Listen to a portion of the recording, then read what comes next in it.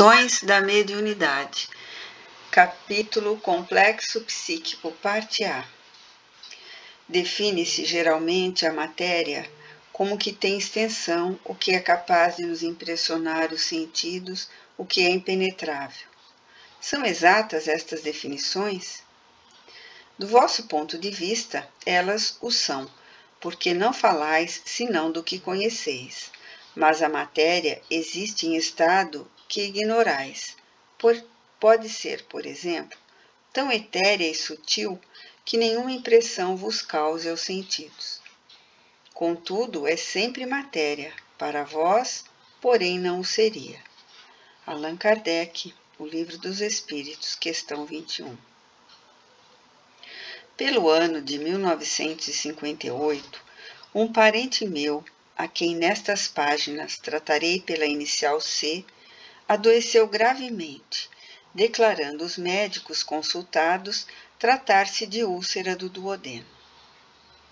Chamada que fui do estado de Minas Gerais, onde então me encontrava, a fim de auxiliar no tratamento ao doente, logo de início constatei, por minha vez, que, além da enfermidade física muito bem diagnosticada pelos médicos, existiam ainda na pessoa de C as influências psíquicas deletérias de duas entidades desencarnadas sofredoras, agravando-lhe o mal, as quais eu distinguia facilmente pela vidência, detendo-se de preferência no próprio aposento particular de C.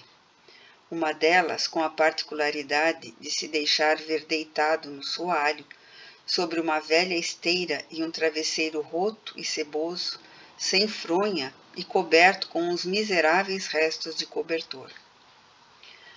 Tratava-se a segunda entidade do espírito de um primo suicida de C, por nome Adão, o qual ingerira formicida 2 anos antes, e apesar de haver residido em outro estado da República e nem mesmo ser muito afim com C, agora se plantava no domicílio deste como espírito, e era então por mim visto em desatinos pela casa, contorcendo-se em dores e sofrimentos violentos, tais como vômitos constantes, tosse, sufocações, asfixia, aflições desesperadoras, alucinações, etc. E com tais complexos atingindo fluidicamente o enfermo, que externava os mesmos sintomas e tinha os seus males agravados. Médium de faculdade positivas, absolutamente afim com espíritos de suicidas, dessa vez eu nada sentia de anormal no contato com as duas entidades, limitando-se a minha ação, no caso, apenas ao fenômeno da vidência. No entanto, a entidade suicida, Adão, foi facilmente retirada pela ação da caridade espiritual em conjunção com a terrena e encaminhada a uma seção do Grupo Espírita Meimei de Pedro Leopoldo, em Minas Gerais, comunicando-se ostensivamente pelo fenômeno de incorporação por um dos médiuns do grupo, apresentando todas as particularidades da própria personalidade e do gênero de morte que tivera, inclusive os vômitos, a tosse e a asfixia, conquanto o médium permanecesse alheio à existência da mesma entidade e dos fatos em geral a ela relacionados, sendo, ao demais, vista e descrita com minudicências pela vidência do médium Francisco Cândido Xavier, que igualmente desconhecia a existência do suicida e os laços de parentesco entre este e C. Entre mentes, a primeira entidade acima citada não fora retirada e continuava sendo vista por mim frequentemente, materializada e externando singulares particularidades. Tratava-se do fantasma de um homem de cor negra, regulando 40 anos, alto e corpulento, obeso, indicando enfermidade grave, pois dir-se-ia atacado de inchação geral, como quem padecesse de grandes males renais. Os pés, muito visíveis, estavam descalços e traíam inchação impressionante, e a entidade se deixava ver muito pobremente trajada. O meu parente C residia numa casa recém-adquirida, no Rio de Janeiro, casa que fora reformada pelo anterior proprietário e que por isso mesmo tomara aspecto assaz agradável. Essa casa, no entanto, fora erguida em terreno onde existira um casebre, sendo este demolido para a nova construção. Como de hábito, ao ingressar na residência de C, comecei a orar diariamente, a hora do trabalho psicográfico, que não era interrompido. E nessas ocasiões, e ainda em outras mais, às vezes, até inesperadamente durante as lidas domésticas, minha visão espiritual, ou o que quer que seja, talvez até mesmo a faculdade de psicometria do ambiente, surpreendia no local da casa um casebre, e em vez do jardim com suas bonitas árvores e folhagens e o piso de cerâmica e cimento, um pobre terreno em ruínas, com canteiros de hortaliças ressequidas e alguns poucos galináceos enfesados, além de utensílios imprestáveis esparsos por toda a parte. E assim, continuei orando e escrevendo mediunicamente.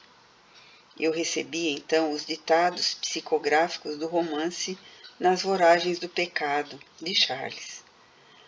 Até que, alguns dias depois, durante novo transe positivo de desdobramento em corpo astral, todo o panorama psíquico que se desenrolava no dito domicílio foi-me facultado pelo espírito Charles, meu dedicado amigo espiritual. Esta entidade incumbe-me sempre de tarefas difíceis, mesmo penosas, exigindo o máximo de minhas forças mediúnicas.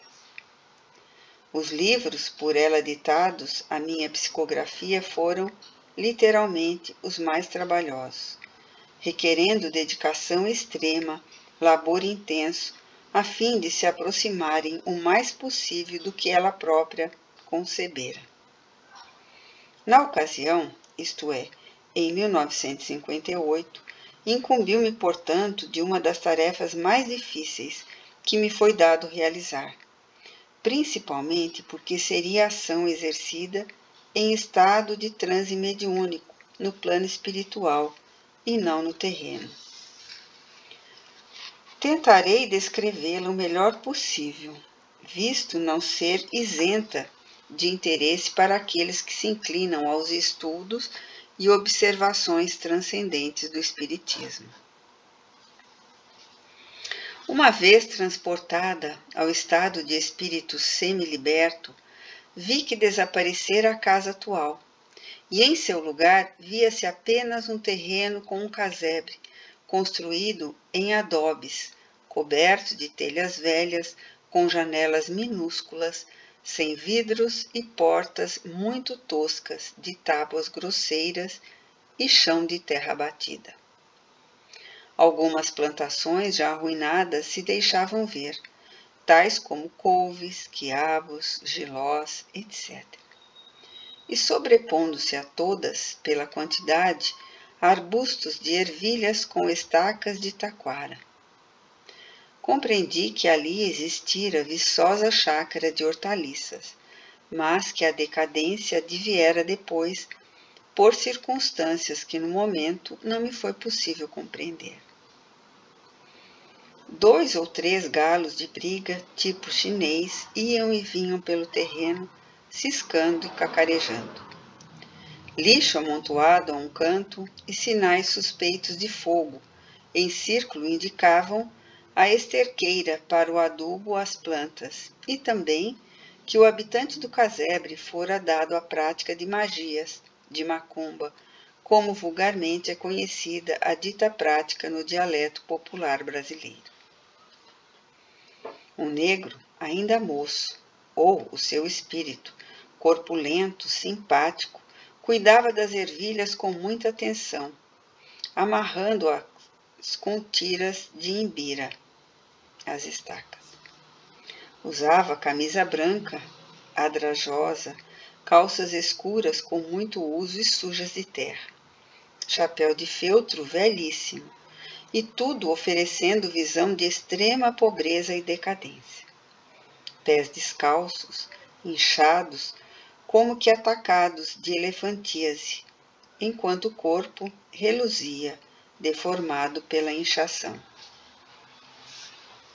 Com a continuação do fenômeno, nas noites subsequentes e com a orientação do espírito guia Charles, fui informada de que aquela entidade chamara-se Pedro, quando encarnada, residira no casebre e que agora desencarnada continuava no mesmo local, fixando o pensamento no cenário passado e por isso mesmo construindo ao derredor de si para seu desfruto ou infortúnio, à força de tanto recordá-lo, sendo, portanto, esse o seu ambiente imediato, ou seja, tipo de criação mental sólida, idênticas às analisadas pelo sábio professor Ernesto Bozano em seu livro interessante, A Crise da Morte.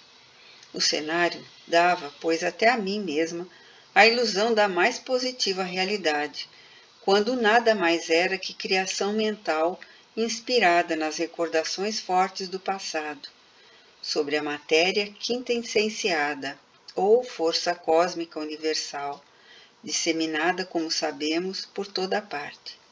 E Charles acrescentou: entrego-te este pobre irmão para que o consoles dos seus infortúnios, instruindo-o nos princípios da renúncia aos bens terrenos, que ainda aprecia pela aquisição dos bens espirituais. Podes fazer isso. Fazei-o e serás auxiliada. Compreendi que insólita confusão se estabelecera no entendimento do próprio espírito, o qual se via nova casa no local da sua e a reforma geral do terreno.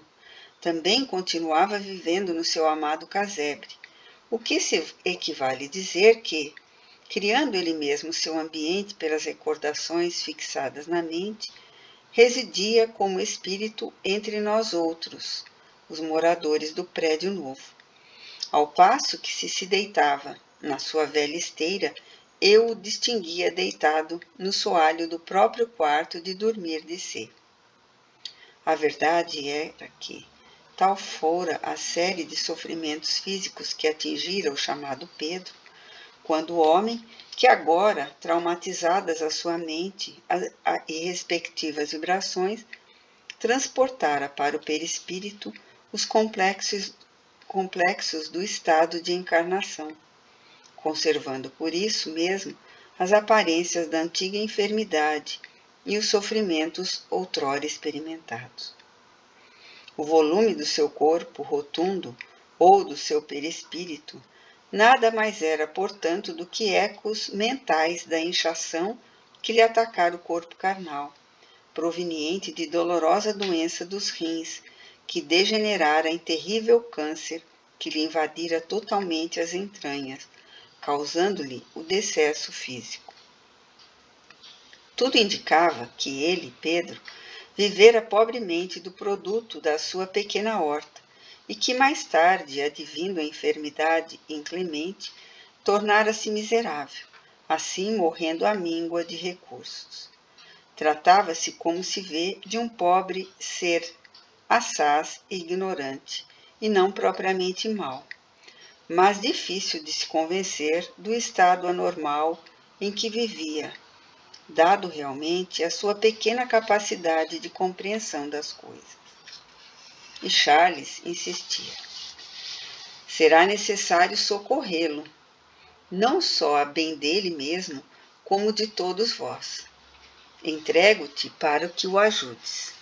Os médios são colaboradores, seus mentores espirituais, e devem aprender os serviços comuns à vida espiritual quanto antes, visto que muito auxílio recebem para facilitar os desempenhos. O amigo em questão apenas necessita de amor e caridade. Os médiuns, forçosamente, devem ser habilitados, antes de qualquer outra pessoa, para estes certames humanitários. Se não os realizam, é porque não o querem. E a mulher, com as tendências maternais que lhe são próprias, obterá resultados superiores com a prática da mediunidade bem sentida e compreendida em todos os seus ângulos.